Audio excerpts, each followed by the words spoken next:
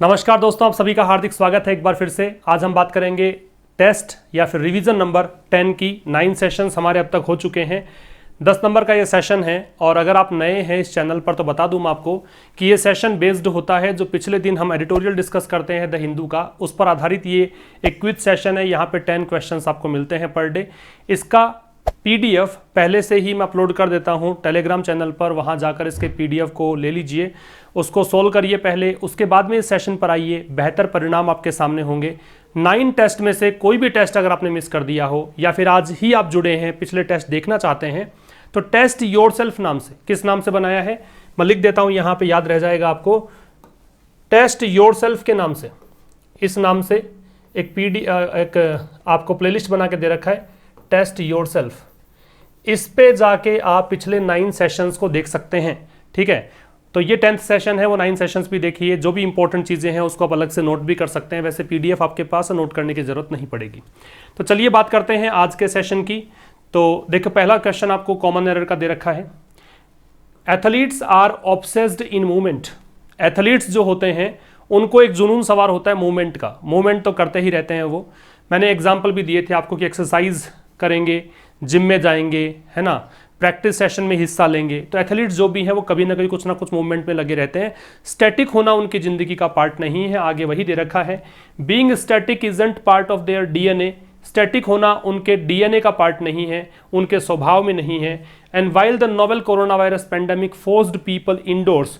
और जहां देखो, मैं पूरा ट्रांसलेशन एग्जैक्ट यहाँ पे लिटरल नहीं कर रहा हूँ क्योंकि ये सब आप पढ़ चुके हैं उस एडिटोरियल में। बस बता रहा हूँ आपको, थोड़ा हल्का फुल्का नॉलेज मिल जाए कि हम किसकी बात कर रहे हैं और एरर कहाँ पे है। मूल बात हमारी क्या है, कॉमन एरर निकालना है यहाँ पे कि एरर कौन से पार्ट में है।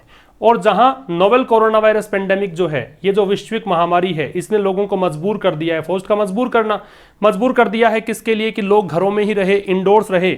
And lockdowns became the grim reality. और लॉकडाउन जो है एक बहुत ही अनप्लीजेंट सी रियलिटी बन चुकी है। यहाँ पे जो ग्रिम है इसका मतलब अनप्लीजेंट है।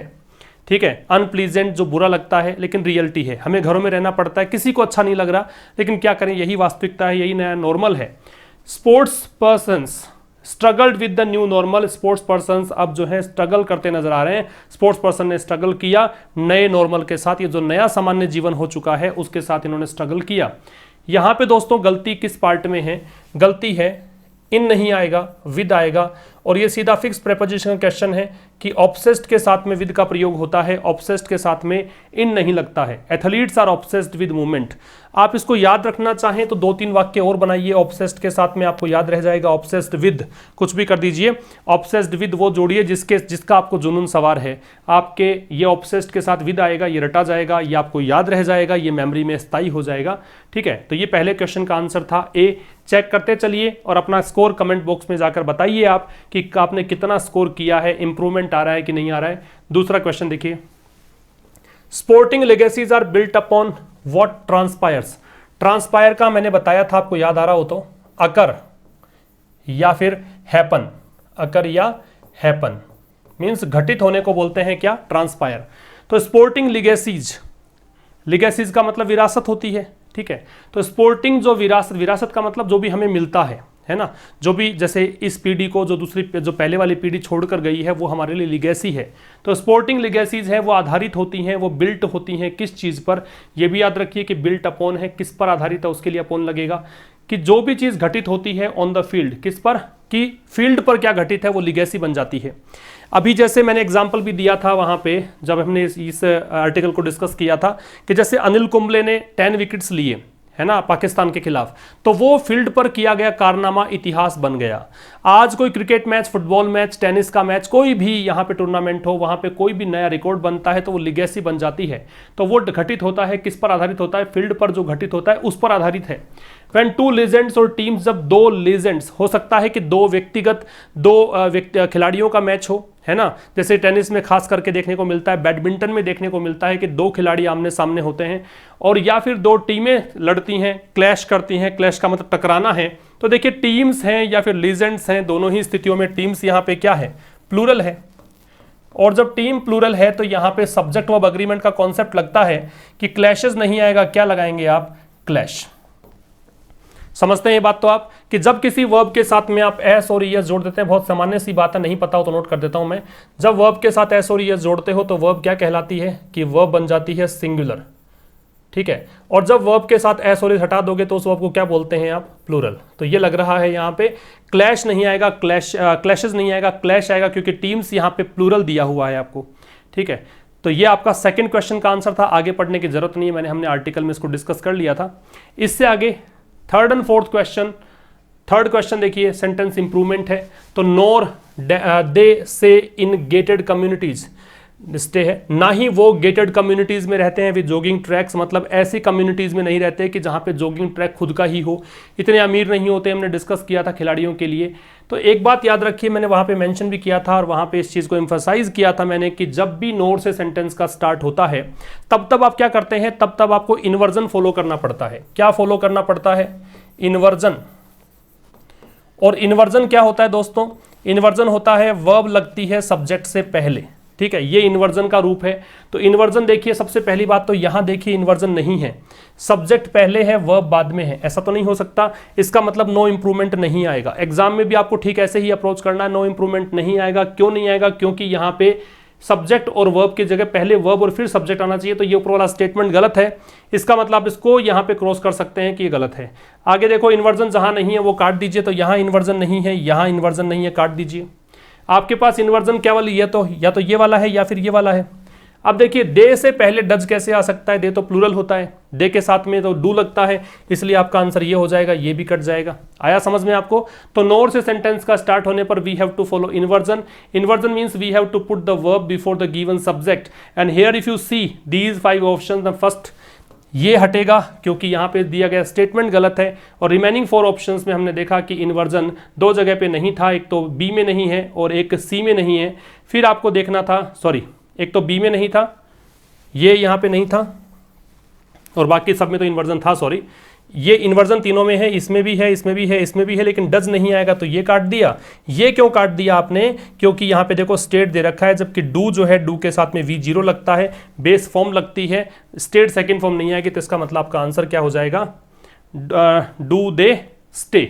तो नो डू दे स्टे ये आएगा भाई आपका आंसर, सी आपका आंसर आएगा। समझ में आ गया ना आपको, क्योंकि डू के साथ में वर्ब की फर्स्ट फॉर्म आनी चाहिए। इसके बाद में अगले क्वेश्चन की बात करें तो आपको सिनोनिम्स दिए हैं। रेप्लिकेट क्या होता है, रेप्लिकेट का मतलब होता है एक प्रकार से हूबहू नकल तैयार करने को बोलते हैं, जेरोक्स बनाने को बोलते हैं, कॉपी करने को बोलते हैं, एग्जैक्ट। तो रिजेक्ट का मतलब तो होता है टर्न डाउन, इसको आप एक फ्रेजल वर्ब से समझिए, टर्न डाउन, ठुकराने को बोलते हैं क्या, रेप्लिकेट। तो ये टर्न डाउन बहुत बार आपके एग्जाम में पूछा गया है, बहुत इंपॉर्टेंट है, जरूर से इसको याद रखिएगा।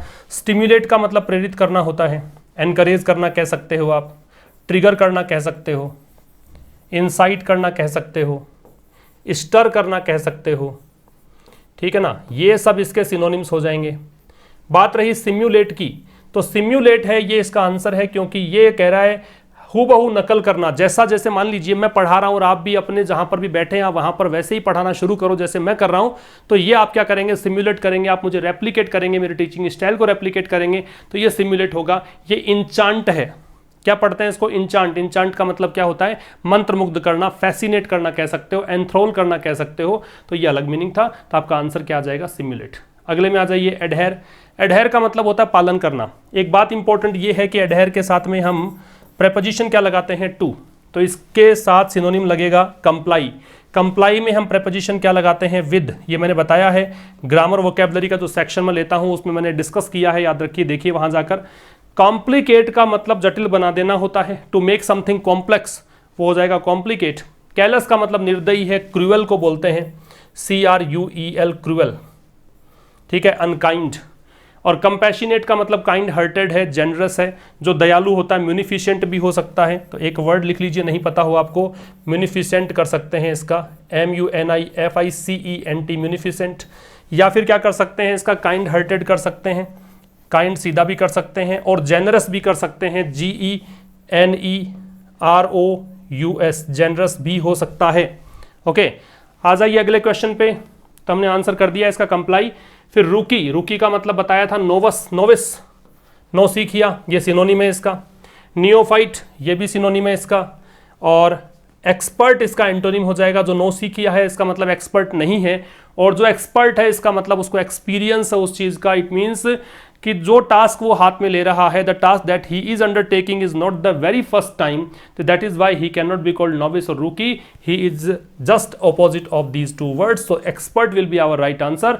ये तीनों एक कैटेगरी में चले जाएंगे। एक्सटोल का प्रशंसा करना होता है, एक्सटोल का मतलब है प्रेज, PRAISE, प्रेज कह सकते हो। एडमायर कह सकते हो, ADMIRE, एडमायर आप कह सकते हो। अगले में आ जाइए, यूबिक्विटस बोलते हैं इसको, क्या पढ़ते हैं यूबिक्विटस। यूबिक्विटस का देखो सिनोनिम क्या होगा, सिनोनिम तो परवेसिव, सिनोनिम ये, सिनोनिम ये। यूबिक्विटस का मतलब जो कि सब जगह पे विद्यमान है, one who is everywhere, the thing that is everywhere is called ubiquitous. ठीक है, जैसे एंड्स का मैंने एग्जांपल दिया था, ants are ubiquitous, English is ubiquitous nowadays. ये स्केयर्स आ जाएगा, स्केयर्स का मतलब जो अल्प मात्रा में है, यूनिवर्सल नहीं है, तो इसका एंटोनिम हो जाएगा स्केयर्स। चलिए अगले क्वेश्चन में आ जाइए। अगला क्वेश्चन रोंगली स्पेल्ड वर्ड बताना है, तो मसल की स्पेलिंग सही है, मांसपेशी को बोलते हैं MUSCLE। पेंडेमिक की स्पेलिंग सही है, वैश्विक महामारी को बोलते हैं PANDEMIC। कॉम्पिटिटिव की स्पेलिंग सही है, प्रतिस्पर्धात्मक को बोलते हैं, ये सही है। हाइजीन की स्पेलिंग गलत है, HY होगा, G के बाद में I आएगा, फिर ENE लगेगा, हाइजीन। ठीक है, हाइजीन का मतलब साफ सफाई से संबंधित। क्वेश्चन नंबर 9 की बात करें तो but once the pause button dash, कि जब एक बार पोज बटन किया गया। एक्टिविटीज सच एज स्प्रिंटिंग, तो एक्टिविटीज सच एज स्प्रिंटिंग, तो जैसे एक्टिविटीज गतिविधियां, क्रियाएं, जैसे कि मान लीजिए स्प्रिंटिंग, फराटा दौड़ को बोलते हैं sprinting. On the tough, tough का मतलब घास का मैदान होता है। विद द एकम्पनीमेंट्स, एकम्पनीमेंट्स का मतलब होता है साथ साथ में ये चीजें मिलेंगी। Of adequate sunshine and spectators became a longing, देखो बिकेम आपको एक संकेत दे रहा है। बिकेम कौन सी फॉर्म है वर्ब की, सेकेंड फॉर्म। लॉन्गिंग के बाद में आएंगे, लॉन्गिंग का क्या मतलब मैंने बताया था वैसे, तो सेकंड फॉर्म अगर है तो पास्ट में लेकर जाओ, पास्ट में लेकर जाओ तो ये गया और ये भी चला गया, आपका आंसर आ गया वॉज प्रेस्ड, पास्ट में सेंटेंस था। लॉन्गिंग जो शब्द है, लॉन्गिंग का मतलब होता है पाइनिंग, बताया था मैंने आपको, इच्छा करने को, ललायित होने को, लालसा को बोलते हैं, यर्निंग भी हो सकता है। ठीक है, ये इसके सिनोनिम्स हैं। तो ये कह रहा है कि जब एक बार पोज बटन दबा दिया गया था तो एक्टिविटी जैसे कि स्प्रिंटिंग है घास के मैदान पर, वो स्प्रिंटिंग बंद हो गई जिसमें सनशाइन हुआ करता था, स्पेक्टेटर्स हुआ कर, धूप मिलती थी, दर्शक हुआ करते थे, ये केवल एक लॉन्गिंग बनकर रह गई, केवल एक इच्छा बनकर रह गई। तो ये कहना चाह रहा है, तो इच्छा बनकर रह गई कब, जब इसको ऐसा किया गया, प्रेस किया गया। पैसिव वो इसका सेंटेंस है, बी के साथ थर्ड फॉर्म है, ये बी का ही तो रूप है। अगले में आ जाइए, at the top sport may seem like all glitter and stardust. सबसे बड़ी बात, सबसे ऊपर बात है कि स्पोर्ट हो सकता है कि लगे दूर से देखने पर कि ग्लिटर है, ग्लैमर है, चकाचौंध है, स्टारडम है, but it's foundation is built, लेकिन उसकी फाउंडेशन जो है बनी होती है। ये मैंने बिल्ट का तो बताया था आपको, कॉमन एरर में एक संकेत दिया था मैंने कि बिल्ट में अपॉन, तो ये अपॉन लगा दीजिए। आधारित है किस पर वो बताना है। ठीक है, तो ये आपका सेशन नंबर 10 हो गया है। अब हम मुलाकात करेंगे शाम को 5 बजे आज के एडिटोरियल सेशन में। तब तक नमस्कार, थैंक यू वेरी मच।